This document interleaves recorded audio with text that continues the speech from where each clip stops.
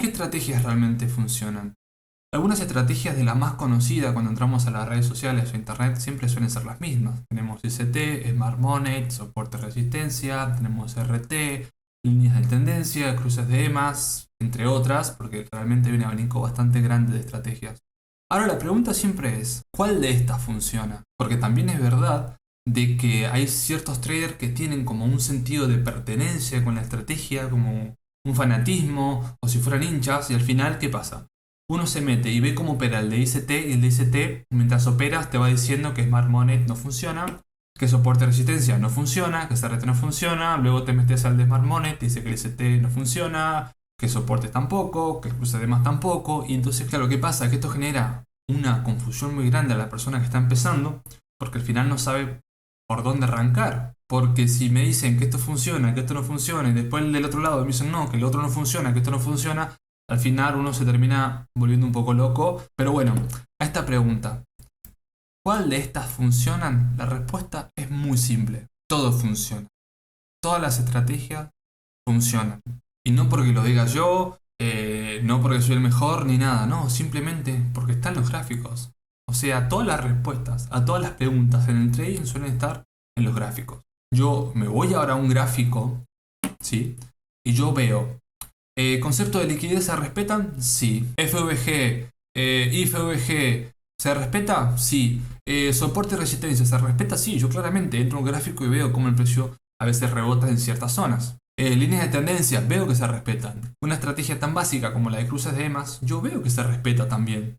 No siempre, pero se suele respetar. Entonces, todo se suele respetar. Y el que tenga dudas es tan simple como abrir los gráficos, buscar estos patrones y listo. Les voy a dar un ejemplo. Esto seguro ustedes lo habrán visto, que empiezan a seguir a un trader que le va muy bien, que hace miles de dólares con cierta estrategia, que la defiende a muerte. Y de un tiempo para el otro resulta que volvés a mirarlo y cambia de estrategia totalmente. Entonces algo que ya funcionaba, dejó de hacerlo para hacer otra cosa diferente. ¿Está mal? No, no está mal. ¿Por qué? Porque probablemente su situación cambió. Hasta quizás sus horarios cambiaron. O su objetivo cambió. Entonces esto también demuestra que la estrategia no es lo más importante. Y que al final casi todas las estrategias, para mí todas las estrategias funcionan. Lo difícil es saber elegir qué estrategia es la adecuada para vos. ¿Por qué? Por lo que dije recién, ya que no todos estamos en la misma situación, horarios, ideas de vida, objetivos. A veces en la idea de vida me refiero a gente que quiere hacer esto, quiere hacer trading como algo extra, como algo complementario. Después hay personas que quieren hacer trading ya como una profesión, como algo, una fuente de ingreso segura. Y claro, entonces al no estar toda en la misma situación, o los horarios, hay gente que opera desde Argentina, gente que opera desde España, gente que opera desde, no sé, desde cualquier parte del mundo, de Estados Unidos.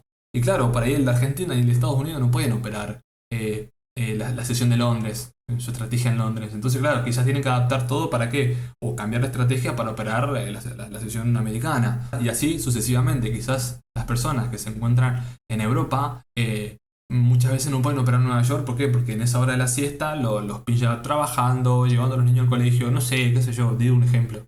Entonces, claro, entonces es muy importante entender que todas las estrategias funcionan, lo que pasa es que no todas las estrategias funcionan para todo el mundo.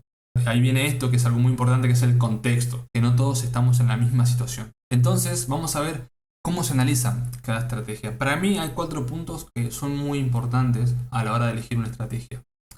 Primero es el win rate. ¿Qué es el win rate? Es el porcentaje de operaciones ganadoras, ¿sí?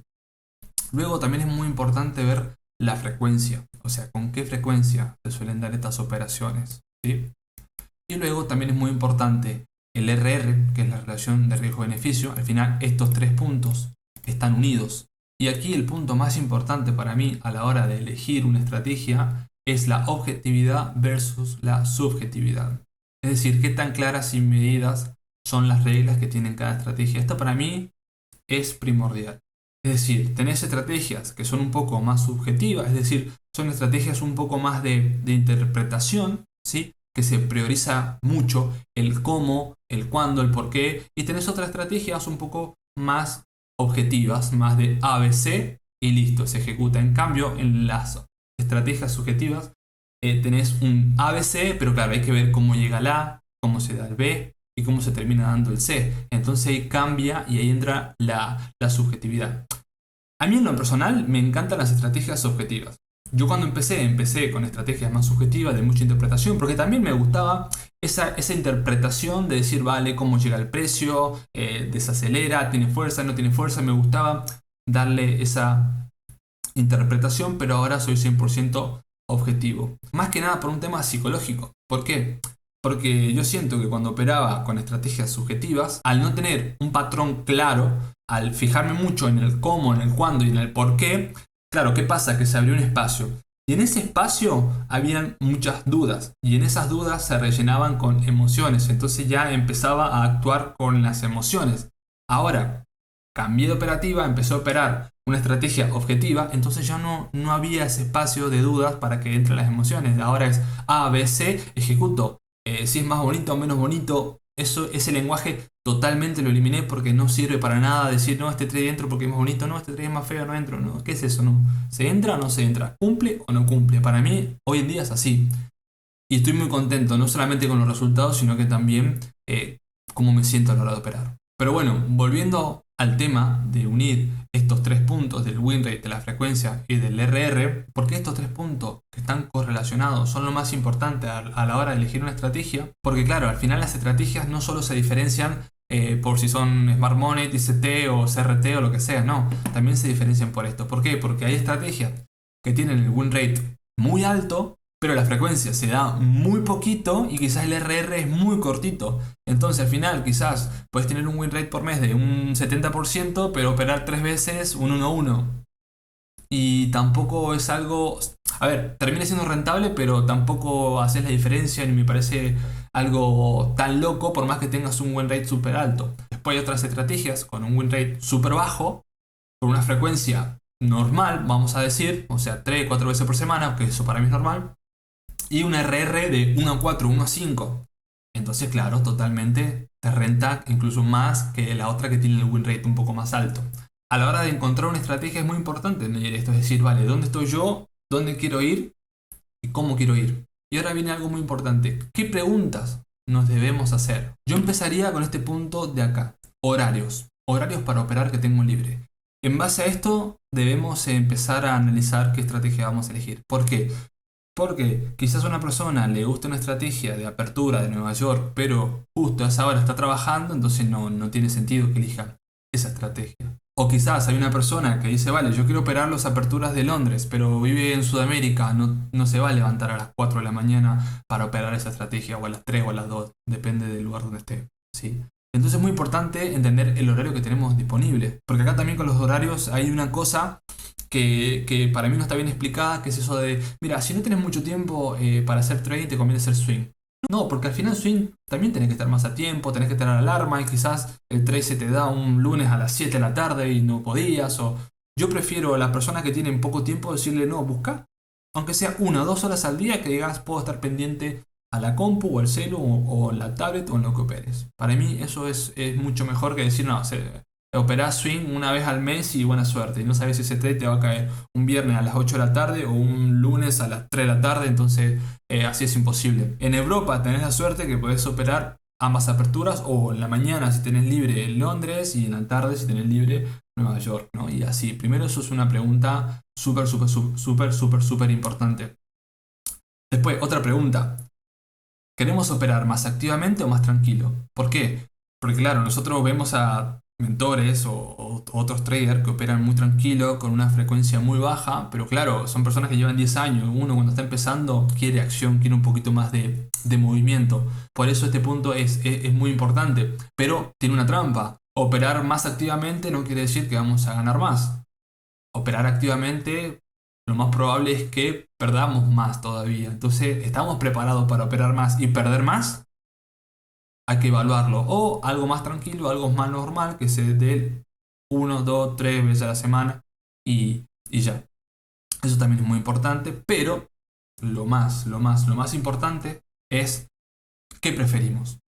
¿Algo objetivo o subjetivo? Esto para mí es lo más importante.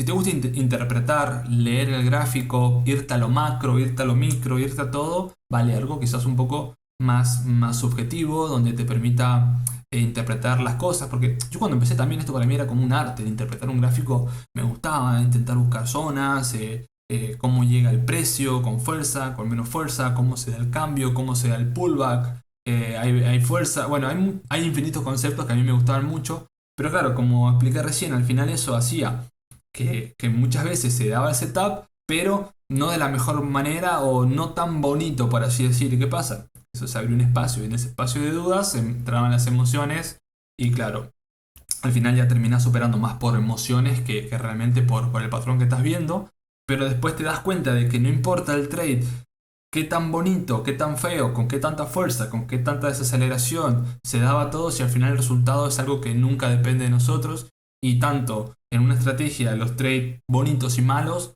a largo plazo siempre hacen esa rentabilidad, es decir, no porque sea un trade perfecto va a ser TP y ni porque sea un trade malo va a ser stop loss. Muchas veces pasa que el trade más dudoso termina siendo TP, pero claro, el tema es que hay que medir todo eso en conjunto a largo plazo. Entonces para mí estas son preguntas que nos debemos hacer a la hora de buscar una estrategia.